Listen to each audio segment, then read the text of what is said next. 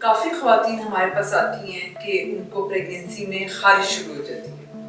اب یہ خارش کئی وجوہات کی وجہ سے ہو سکتی ہے. ہم نے نوٹس کیا ہے کہ 92% عوام جو یہ ویڈیوز دیکھتی ہے وہ نان سبسکرائب ہے ہمارے چینل کو. تو آپ سے ایک ہمبل ریکویسٹ یہ ہے کہ اس چینل کو پلیز سبسکرائب کریں تاکہ آپ کے لیے ہم بہتر سے بہتر کانٹینٹ بنائیں اور بڑے سے بڑے ڈاکٹرز کو اپنے پلیٹ فارم پہ لا سکیں.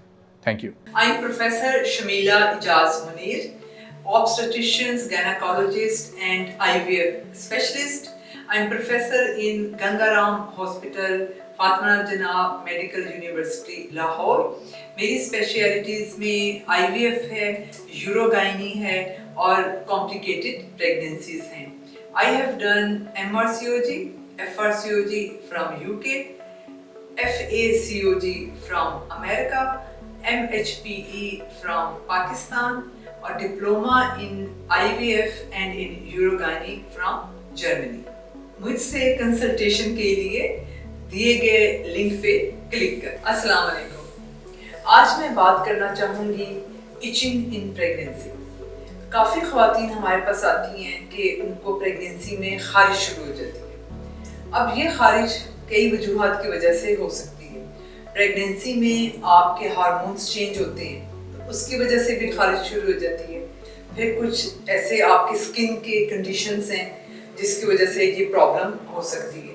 لیکن جو زیادہ سیریس کنڈیشن ہے جو پریگنینسی سے ریلیٹڈ ہے, جس کے بارے میں ہم ورڈڈ ہوتے ہیں, وہ ہے کولسٹیسس آف پریگنینسی, جس کو آپ انٹراہیپیٹک کولسٹیسس آف پریگنینسی بھی کہتے ہیں.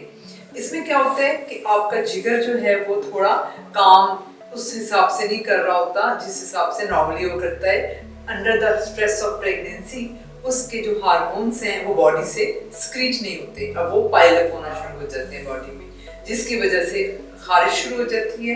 اور اسپیشلی یہ خارش جو ہے وہ ہاتھوں اور پاؤں پر ہوتی ہے.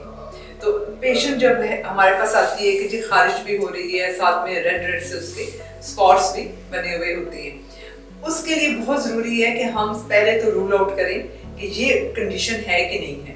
Once this condition is ruled out, پھر ہم کہہ سکتے ہیں کہ اچھا آپ دیکھیں کہ الرجی تو نہیں آپ کو ڈیولپ ہو رہی. پہلے آپ کو جس چیز سے نہ الرجی ہو, پریگنینسی میں اس چیز سے نیو الرجی ڈیولپ ہو سکتی ہے. پھر ہم ان کو رول آؤٹ کرتے ہیں اور اس کے بعد پھر یہ ہے کہ ہم اس کو ایک نارمل فینومینا لے کے تو تسلی دیتے ہیں پیشنٹ کو کہ انشاءاللہ ڈلیوری کے بعد یہ ساری جو کنڈیشن ہے وہ بھی ریزالو ہو جائے گی. اینٹی ہسٹامینس اور ساتھ میں جو کیلامین لوشن ہے, سودنگ لوشن, کوئی اور آپ ویزلین یا ایسا کوئی لوشن جس کی وجہ سے آپ کو بار بار خارش نہ کرنی پڑے, بہترین ہوتے ہیں. لیکن اگر انٹراہیپیٹک کولسٹیسس آف پریگنینسی ہے تو اس کے تو پھر اسپیشل ٹیسٹس اور ٹریٹمنٹس ہیں, اور وہ پھر ظاہر ہے اسپیشلسٹ ڈاکٹر آپ کو اس کے بارے میں بتائے گا. پرابلم اس میں یہ ہوتی ہے کہ اس میں آپ کو وقت سے پہلے ڈلیوری کروانی پڑ سکتی ہے. سو بیبی کی کنڈیشن پہ بھی بڑی نظر رکھنی ہوتی ہے, ظاہر ہے آپ کی کنڈیشن بھی کہ اس سے زیادہ ورس نہ ہو رہی. Thank you.